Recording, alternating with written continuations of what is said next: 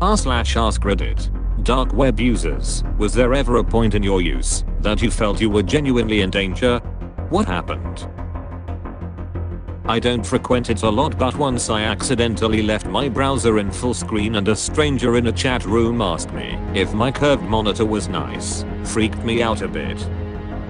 Not dark web, but I wanted to install Windows 7 on my old PC, so I installed the ISO file from some website, and everything was working good for like 1 hour, but then, some weird stuff started appearing on my screen, and I was like WTF. Chat box opened, and camera turned on. He told me I have nice eyes, and after that I just turned off the PC, and did a clean install of Windows 10. Is that why Tor browser puts that weird padding around the rendered page to obscure the resolution the page renders at? It also has a pop-up message warning about using the full screen function being used like this. As long as you're just looking, you're safe. Anonymity is the entire point of the setup. If you interact with someone, just assume they're hostile and act accordingly. And remember, double your Bitcoin is a lie. Wait, are you talking about the dark web or Twitter? I still can't believe there were that many people who had enough experience on the internet to actively use Bitcoin, but still fall for the scam.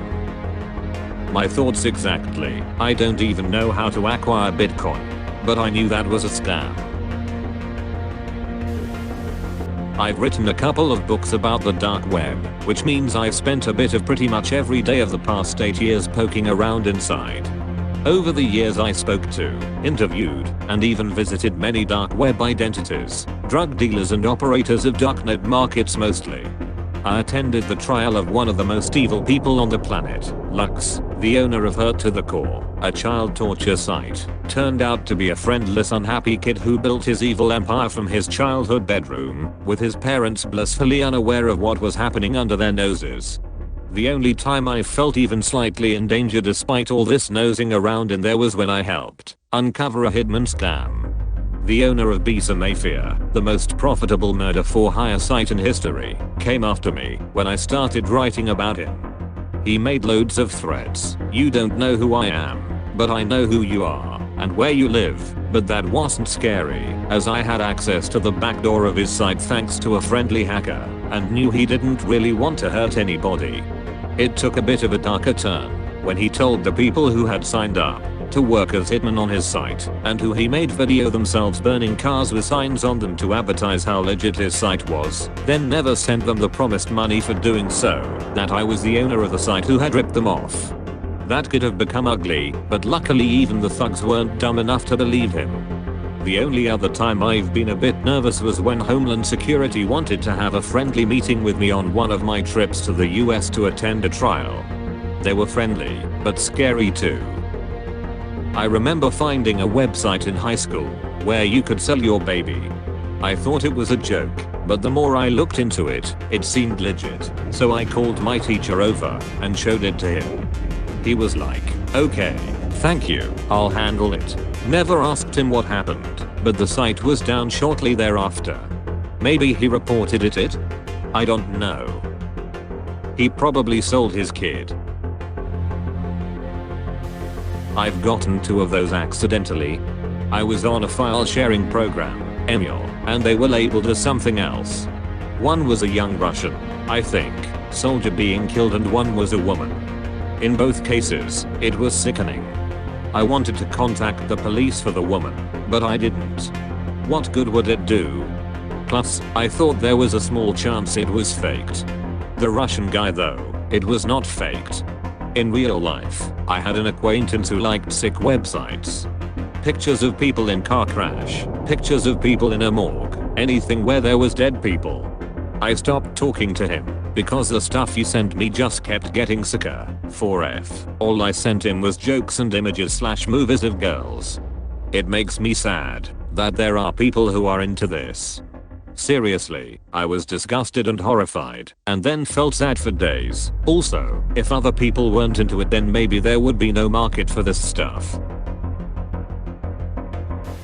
Webcam turned itself on once. That was scary. I immediately unplugged it, and my network cable ran 3 complete scans of my system for malware and viruses. Found nothing. Hasn't happened since. This happened to one of my friends. He said the camera turned on, and he was redirected to another website, where he saw his own face and some kind of official seal with an eagle on the side. He didn't read what any of that said, because he shut down his PC as fast as he could. He was really quiet and anxious for the next days I saw him at school. The first day he looked very scared, and even looked pale. This was what prompted me to ask what happened. Sounds like it could been one of those fake FBI scams. I had a similar one when I was a teenager on my first laptop. It loaded up the webcam and had a bunch of shit talking about how the US government was going to arrest me for piracy unless I sent them $200 on prepaid cards. It had the seal with the eagle and everything. Yeah, this is a super common one still. Sometimes they threaten to release browser history, photos of people in compromised positions that they viewed illegal sites, or threaten arrest. Hugely successful and ongoing scam. The idea that the dark web is an extremely shocking and dangerous place is largely inaccurate. It's mostly weird libertarian blogs and very sterile Amazon type websites for drugs, complete with reviews of different vendors. I remember my friend showing me where he bought his drugs online and seeing how well kept and formal it was. Like you said, it really was just an Amazon type website for drugs with friendly and thorough reviews. Even saw in Reddit the top something along the lines of, "Moderators will never ask for your password." I was pleasantly surprised to say the least, haha. The Silk Road was a genius website all things considered. DPR was able to find a way to circumvent the 2 major issues with drug dealing. Utilizing an escrow system to ensure the seller actually sent the drugs obviously can't be 100% successful, but also enforced a feedback system encouraging quality tests etc. Scammer or provider of super drugs? Not going to make it past a few transactions at the most. You ever hear the story of how they busted the Silk Road? There is a YouTube video that explains it, but basically, the feds found the earliest mention of it on a forum that either had the real info of the creator or something that identified him. Then they were able to watch him, and the cocky duck was actually using his laptop logged into his Silk Road admin account in public, like at a library. The agent staged a scene that got him away from the laptop and then jumped on it. The post on the forum was like him saying, "Have you guys heard of this new site?" or something like that. Advertising. Not the modern dark web, but back in the days of Usenet I posted some harsh criticism in alt-point religion pointseatology. The online threats were funny, but when I started getting death threats by mail I backed the duck off. You don't just stumble onto the scary parts of the dark web. You had to have been looking for something sinister if you happen to come across one of the sites. Even then, getting access to said sites isn't as easy as most of them are invite based. Most of it is just the normal internet with questionable forums, think 4chan but slightly worse, and petty drugs. It's very hard to reach the criminal parts of the dark web unless you have very specific URLs, and even then the host has the option to deny you access. However, once you're in, it can become a slippery slope. I'm willing to bet 99% of the sites you just stumble across while browsing the dark web that talk about scary things such as hiring hitmen, money laundering, hacking, whatever, are just there for shock value.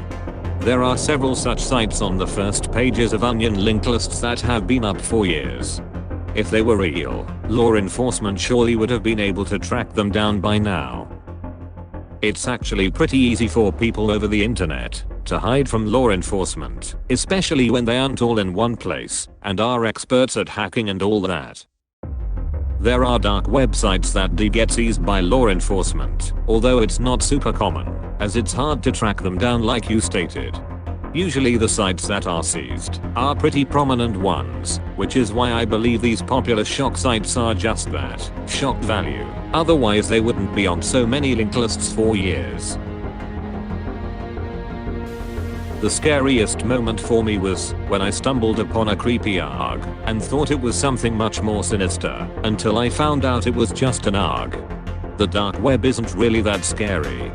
It has been romanticized and exaggerated by creepypastas, TV shows and etc.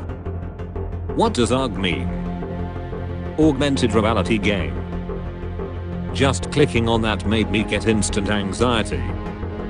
It will give you much more anxiety if you try to play it.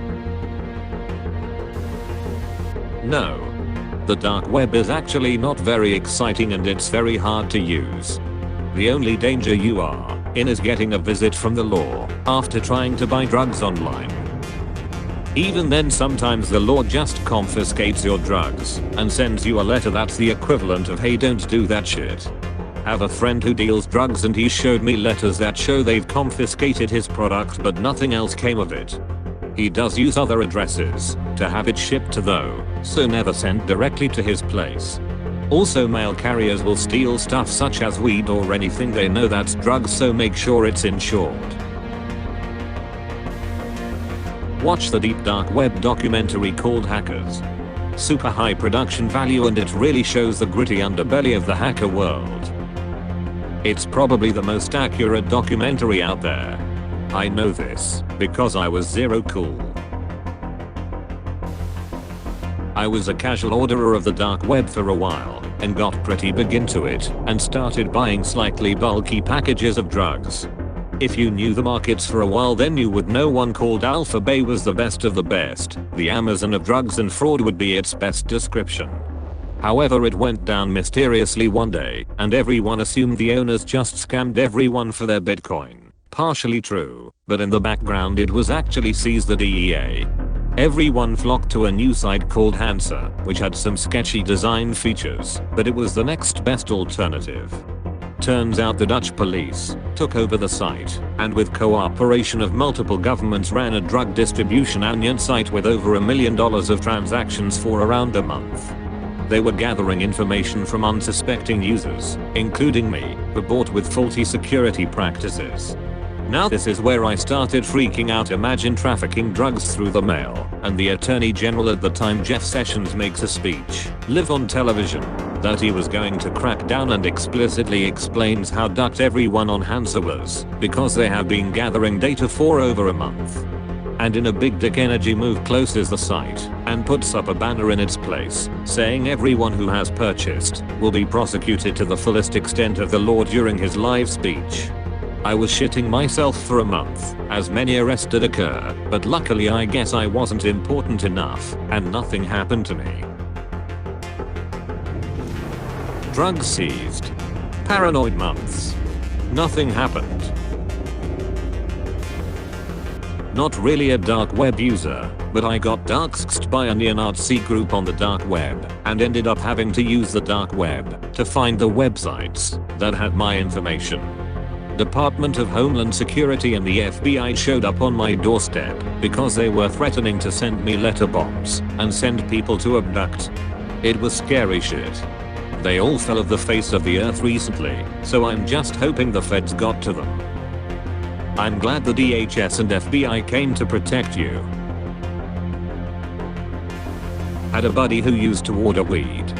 The distributor got busted, and the postal service let him know there was a suspicious package for him. He could either pick it up, or it would be destroyed. Did he go to receive the package? Not unless he's a total idiot. Getting an illegal package addressed to you leaves you with plausible deniability if you've purchased it anonymously and covered your tracks. You can say, no thanks, I don't want anything to do with that, because I have no idea what it is, and that'll be that. You just have to suck up the sunk costs.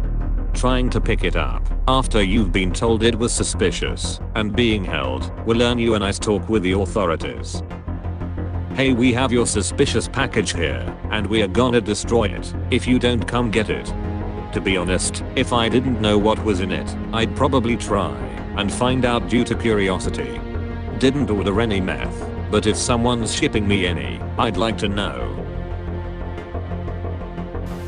The deep web isn't scary. Just don't give out any information and you're good. The best story I have of visiting the deep web is that I joined a Lord of the Rings fan site. It was called the Shire or the Hobbit Hole or something. Yes, you can find bad stuff on there, but it's mostly just drugs. The only reason you shouldn't buy anything on the deep web is because it's most likely a scam. They will just take your money and run. You can find more disgusting stuff on the clear web than you can on the deep web. There's just so much stuff that it's impossible to find it all. I thought I had fallen for an exit scam because the dude went missing for like a month. Then I received my bitcoins back randomly something like 3 months later, and I checked my messages to see, sorry, they got me, returned the money. I was really confused. I haven't felt in danger on the evil internet. Sure, you can find all sorts of stuff on there that you'd like to tell the police about, and sure other people are in danger, but as long as you stick to the path and don't make yourself an easy mark, you'll be fine. The worst I found was a Red Room streaming site. When I got there they had a countdown for I think it was an hour or so naturally being a 15-year-old boy I waited around. When it reached 5 or so minutes it opened a chat which had like 20 or less people in it and announced the name of some girl.